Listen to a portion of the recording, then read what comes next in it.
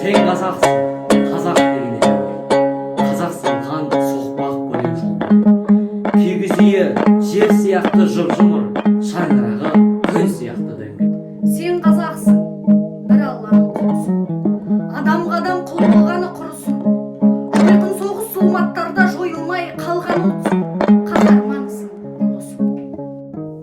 Sen Kazaksın, ұлы дала тұғыры, күмбір-күмбір, күрескерлік ғұмыры, тірескеннің дірілдеткен тізесін, тұлпарыңның, тұяғының дүбірі.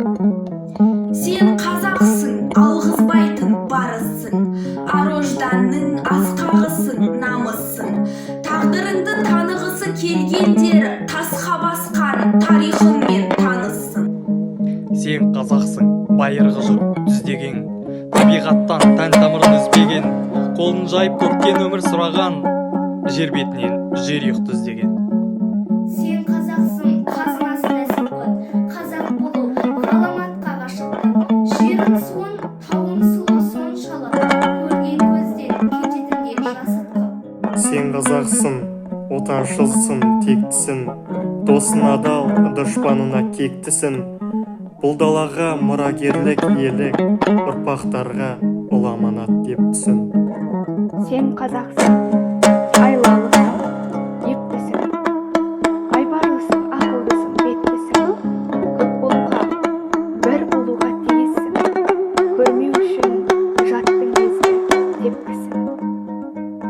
Sen Kazaksın, рухы еркін өз еркін, мұзбалақсың, сорғалаған сөз еркін. Қайталанбас күйшісің сен құйалған, домбыраның өзегіне өз өртін. Sen Kazaksın, келе жатқан бағасы, адамзаттық ізгілікке жол ашып. Дастарханның ершілігін ежелден, мейірбансың, меймандоссың, қол ашық. Sen Kazaksın, қазақ едің тұрғанда, онда дүние тағылынан үлгі алда.